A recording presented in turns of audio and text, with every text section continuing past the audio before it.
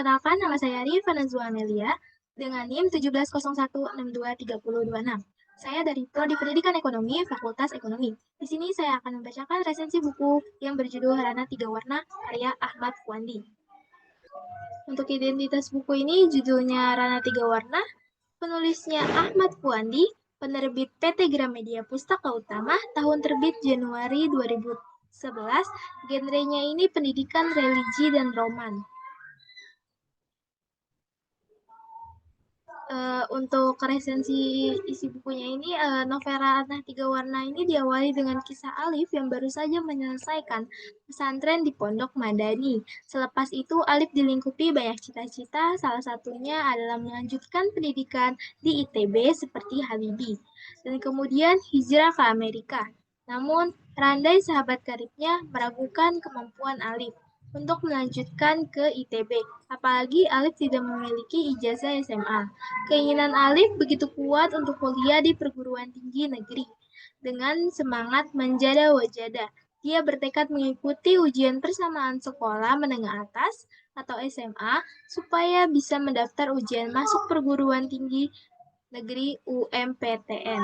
Untuk itu, dia harus belajar lebih keras selama 2 bulan supaya bisa lulus ujian persamaan.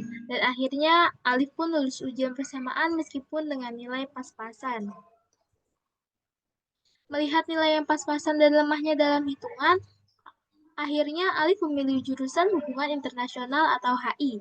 Sebelum ujian persamaan, dia berkeinginan untuk kuliah di jurusan Teknik Penerbangan di Institut Teknologi Bandung atau ITB.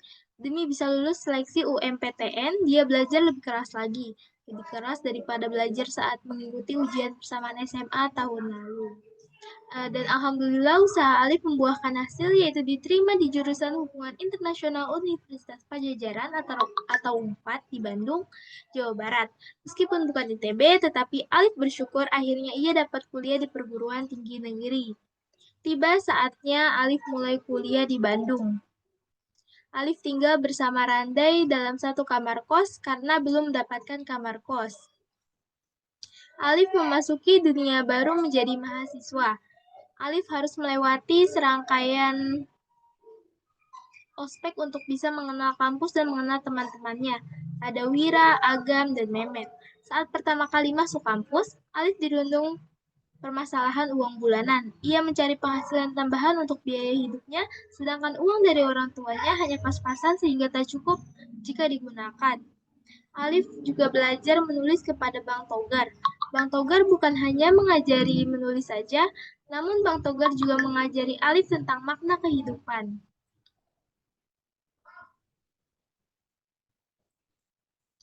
Tak terasa Alif sudah melewati semester 1. Dia senang karena mendapatkan nilai yang baik. Suatu hari, Ama mengirimkan telegram kepada Alif. Ama berencana ke Bandung untuk mengunjunginya, dan Alif sangat senang dan meminta Randai untuk meminjamkan kamarnya.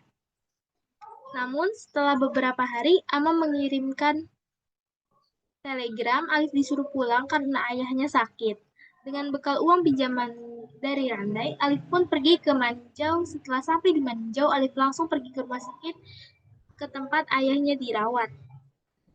Di rumah sakit, ia melihat ayahnya terbaring lemah. Dia pun menghampiri ayahnya dengan wajah yang sedih. Alif menceritakan pengalaman yang telah ia dapatkan selama kuliah di Bandung. Setelah beberapa hari, akhirnya ayah boleh pulang ke rumah. Dengan mendengar kabar tersebut, Alif sangat senang. Keesokan harinya, Alif berencana untuk balik ke Bandung, tapi seketika Ama membangunkan Alif saat subuh. Kondisi ayah pun semakin memburuk, dan pada akhirnya ayah menghembuskan nafas terakhirnya.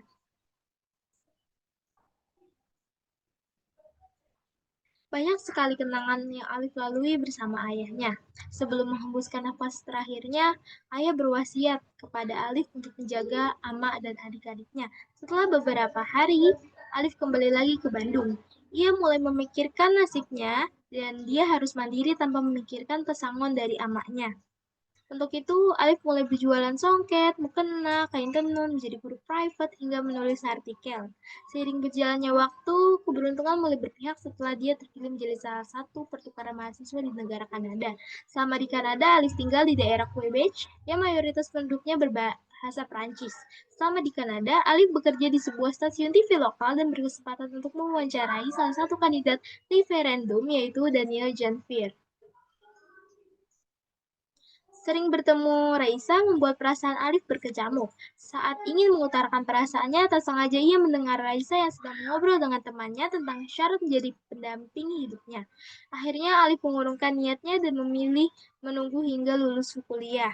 Kini waktu wisuda telah datang, Alif bermaksud menyampaikan perasaannya pada Raisa, namun belum sempat berbicara, Raisa telah lebih dulu memperkenalkan calon tunangannya, yaitu Randai. Mendengar hal tersebut, Alif mengurungkan niatnya. 10 tahun berlalu, kini Alif telah memiliki istri dan mereka kembali mengunjungi Kanada. Di puncak bukit kota Kanada, dia menatap terbitnya matahari dengan istrinya. Dia bernostalgia dengan perjuangan yang keras. Dia bisa menjadi besar seperti ini berkat dua mantra dari Pondok Manadi, yaitu Manjada Wajada dan Manshabara Zafira. Alif berhasil melalui ranah 3 warna, yaitu Bandung, Aman, dan Sain Raimund. Untuk kelebihan bukunya ini cocok dibaca oleh semua kalangan, baik dari kalangan anak kecil maupun dewasa. Ceritanya ini ringan dan mudah dipahami, dan novel ini tuh memberikan efek positif dan motivasi bagi pembacanya. Untuk kekurangannya tersendiri ini ada bagian di mana penulis mengabaikan tokoh Bang Tagor di pertengahan cerita, padahal sosok Bang Tagor ini penting pada endingnya karena Bang Tagor berjasa dalam kehidupannya Alif di Bandung. Untuk amanat dari resensi buku yang saya baca, dalam novel Rana Tiga Warna ini diceritakan bahwa di dunia tidak ada yang mustahil, asalkan mau berusaha dengan sungguh-sungguh, menjada wajada dan mau bersabar mensabara zafira. Pasti semua akan tercapai. Mengejar mimpi dengan usaha keras, berdoa dan berserah diri kepada Allah Subhanahu wa taala, berpegang teguh dengan prinsip memiliki kemauan yang kuat dan tekad, terpenting tidak mudah menyerah. Sekian resensi buku yang telah saya sampaikan. Kurang lebihnya mohon maaf. Terima kasih. Wassalamualaikum warahmatullahi wabarakatuh.